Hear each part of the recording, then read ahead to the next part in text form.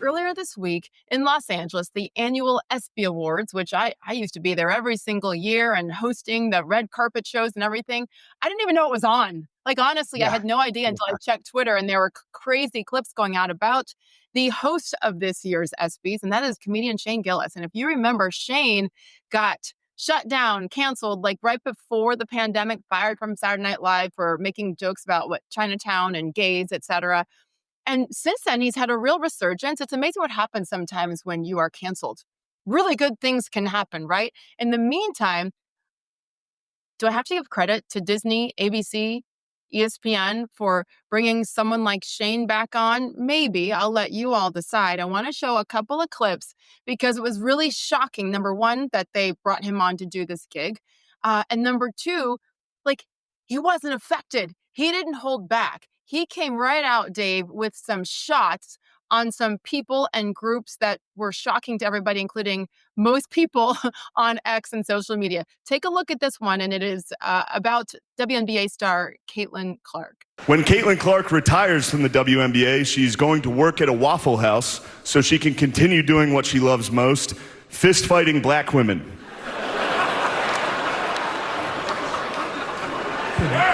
I mean, that's funny.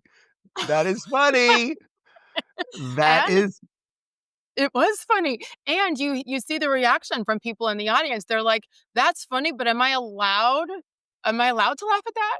Well, because the interesting thing, look, if you're going to tell a joke and it's going to be a good joke, what you have to do, obviously, you have to say something true in a curious way. That's what a joke is in essence, right? You want to you want something to pop in their brain about something true, and then laugh is the expression of that truth.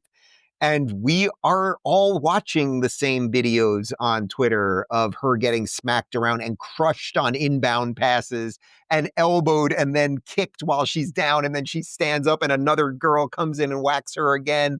And obviously that's not her favorite thing to do, but it's something that's consistently happening. And I would say, I think we talked about this a couple of weeks ago, if I was Caitlin Clark, I'd be talking to some money people and some agents and saying, you know what?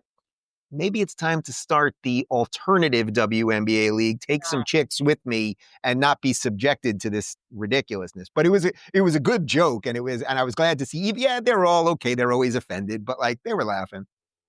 It I loved it. I just listened to it a couple times to really absorb it. I'm like, oh my goodness. And the cutaways are always the best. Let me remind America, I think everybody knows, but anybody watching, we're talking here. My actual friend, Dave Rubin, is a former stand-up comedian. I mean, you're still pretty funny. I'll give you that. But like, I love the way that you break down what the object of a joke is. And it's so true.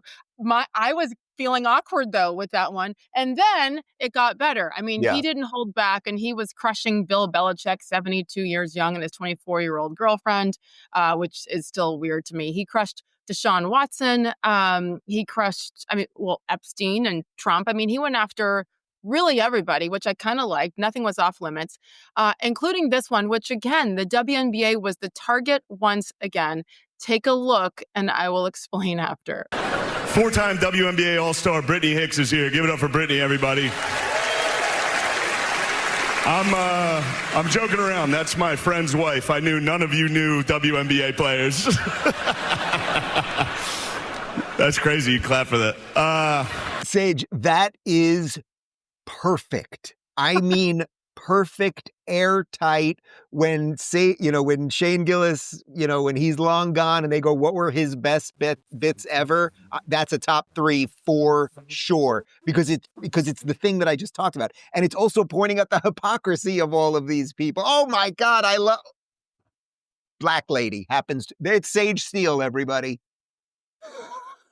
I was floored by that one. And by the way, that's the wife of his co-host on his podcast. So they were all in on that joke, right? Again, think about the last several years and the hosts of the ESPYs, and everybody is woke and fits into a certain box. The fact that they brought a white guy out there on stage to tell those kind of jokes. I mean, this show is so scripted, Dave. I mean, having been there for all those years at all those ESPYs from 2007 on, it is tightly produced, very scripted. Everything has to go through the eyes and the pens of many executives up many, many levels. So once again, I'm going to have to give credit where credit is due. And that is the executives at Woke Disney and ESPN and ABC. Maybe they are finally looking in the mirror and taking the honest temperature of America. And, okay, is that too much credit? Maybe, maybe not. At the end of the day, they're looking at numbers and they're paying attention to what people are saying. And they're done having the woke crap shoved down their throats. People just want sports and want America. What's your take? Yeah, well, first, I would agree with that part for sure, that at the end of the day, capitalism wins. So they eventually, after you've done all of the ideological gymnastics and all of the crazy stuff we've been subjected to for 10 years, eventually you look at the books.